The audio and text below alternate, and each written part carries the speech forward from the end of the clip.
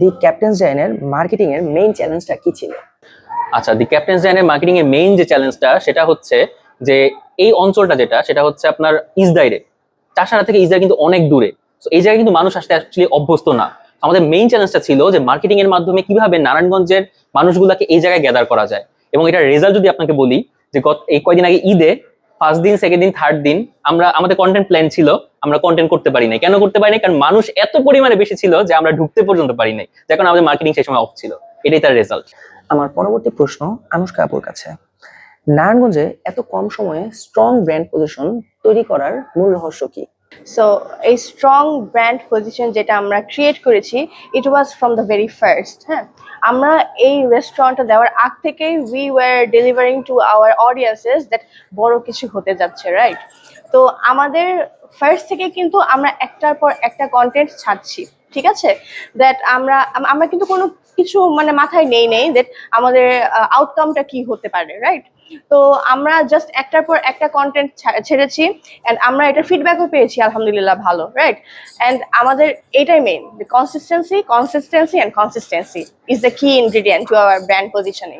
ভাইয়ের কাছে আমার পরবর্তী প্রশ্ন, আপনার দৃষ্টিতে দি ক্যাপ্টেন্স ডাইনের ইউনিক সেলিং পয়েন্ট কি, যা এটাকে অন্যান্য রেস্টুরেন্ট থেকে আলাদা করে রেখেছে? আমাদের মেইন ইউনিক সেলিং পয়েন্টটা হচ্ছে রেস্টুরেন্টের পাশে টার্ফ, যেটা কিনা অন্য কোথাও নাই।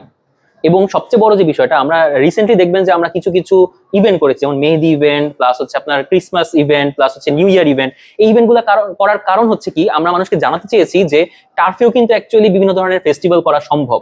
এবং চাইলে আপনারা কিন্তু ওই যে হলুদের অনুষ্ঠান থেকে বিয়ের অনুষ্ঠান থেকে শুরু করে বিভিন্ন ধরনের ইভেন্ট কিন্তু আপনারা চাইলে করতে পারবেন, যেটা সাপোর্ট দিবে রেস্টুরেন্ট। এবং এইটার কারণেই যে আপনি যখন রেস্টুরেন্টে আসবেন, এখানে বসে বসে খেলাও দেখতে পাচ্ছেন। সো এটাই হচ্ছে মেইনলি আমাদের ইউনিক সেলিং পয়েন্ট। আচ্ছা, একটা অফ টপিকে প্রশ্ন করি আনুশকা আপুর কাছে। রিসেন্টলি আপনাদের কমেন্ট সেকশনে একজন কমেন্ট করেছিল যে পাত্রীর অভাবে শুধু এখানে অনুষ্ঠানটা করতে পারছে না। তো আপনারা এখানে রিপ্লাই দিয়েছিলেন যে আপনি অনুষ্ঠানের দায়িত্ব নেন, আমরা পাত্রী অ্যারেঞ্জ করে দেব। এখন আপনারা কি আসলেই পাত্রী অ্যারেঞ্জ করে দিবেন? অফকোর্স, বউ দেওয়ার দায়িত্ব অবশ্যই আমাদের। আপনারা জাস্ট আপনাদের ইভেন্টটা এখানে অর্গানাইজ করবেন। এখানে নারায়ণগঞ্জের অনেক সুন্দর ছেলেমেয়েরা আসে, সো আমরা আপনাদেরকে বউ সাপ্লাই দিব, কোনো সমস্যা নেই। আনুশকা আপুর কাছে আমার পরবর্তী প্রশ্ন, ব্র্যান্ড অ্যাম্বাসেডর হিসেবে আপনার মূল দায়িত্বগুলো কি কি? আচ্ছা, আমার দায়িত্ব হচ্ছে আমার ব্র্যান্ডটাকে আমার নারায়ণগঞ্জবাসীদের কাছে তুলে ধরা, পরিচিত করা যে আমরা ক্যাপ্টেন্স ডাইন, ক্যাপ্টেন্স অ্যারেনা, ক্যাপ্টেন্স কনসোল আসলে কি, আমার কাস্টমারদের সাথে কাস্টমার স্যাটিসফ্যাকশন সবকিছু ঠিকঠাক আছে কিনা, তারা আমাদের সার্ভিস নিয়ে স্যাটিসফাইড কিনা, এগুলো এনশিওর করা। অলসো আমাদের যে ইভেন্টগুলো হয় এগুলো মানুষদের কাছে তুলে ধরা, দ্যাট আমরা মানুষদেরকে কি কি অফার দিচ্ছি ক্যাপ্টেন্স ডাইন থেকে। আমার পরবর্তী প্রশ্ন ইবনুল ভাইয়ের কাছে, দি ক্যাপ্টেন্স ডাইনের মার্কেটিং ডিপার্টমেন্টের হেড হিসাবে আপনার দায়িত্বগুলো কি কি? আচ্ছা, হেড হিসেবে অ্যাকচুয়ালি দায়িত্ব বলতে আমি কখনো হেড নিজেকে মনে করি না, কারণ আমার যে টিম আছে মার্কেটিং এর সবাইকে আমরা একদম ফ্রেন্ডদের মতো আমরা মানে কোলাবোরেশন করি প্রত্যেকটা জিনিস। এন্ড আমরা নিশ্চিত করি যে আমাদের প্রত্যেকটা কন্টেন্ট একদম পারফেক্ট হচ্ছে কিনা, স্ক্রিপ্টিং পারফেক্ট হচ্ছে কিনা, এবং ও যে আইডিয়াগুলো দেয়, সুন্দর সুন্দর আইডিয়া দেয়, এই আইডিয়াস গুলাকে কিভাবে ইমপ্লিমেন্টেশন করা যায় একদম পারফেক্টলি, সেই জিনিসগুলোকে মেনটেন করি। এছাড়াও হচ্ছে আমাদের অনলাইনের মাধ্যমে যে কাস্টমারদের সাথে যে ইন্টারাকশনের যে বিষয়টা, কাস্টমার কাছে টার্গেটেড কাস্টমার কাছে যে আমাদের অফারগুলো পৌঁছায়, সেই জিনিসটা নিশ্চিত করা থেকে শুরু করে আর অন্যান্য যে কাজগুলো আছে সেগুলো আমরা মিলেঝিলে করি।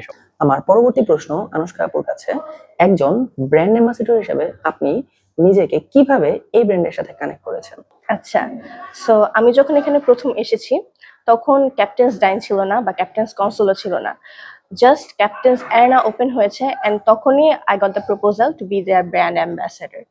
তো তখন থেকেই আমি এই জায়গাটাকে একটা কোম্পানি হিসেবে দেখতাম না, দেখতাম আমার নিজস্ব একটা ছোট বাচ্চা হিসেবে, দ্যাট আমার এই কোম্পানিটাকে গ্রো করতে হবে। দেন আসলো ক্যাপ্টেন্স কনসোল, এরপর এসেছে ক্যাপ্টেন্স ডাইন। তো আমি কখনো এই জায়গাটাকে অন্য কোম্পানি বা আমার জব প্লেস এইভাবে কিন্তু দেখিনি। আমার জাস্ট এটা মাথায় ছিল যে এই কোম্পানিকে আমি কিভাবে গ্রো করব নিজের হিসেবে, সো আমি ওভাবেই এইখানে কানেক্ট হতে পেরেছি। আনুশকা আপু, দি ক্যাপ্টেন্স ডাইনের শুরুর যাত্রাটা কেমন ছিল? অ্যাজ এ নিউ কোম্পানি আমাদের শুরুর যাত্রাটা ছিল নট সো স্মুথ।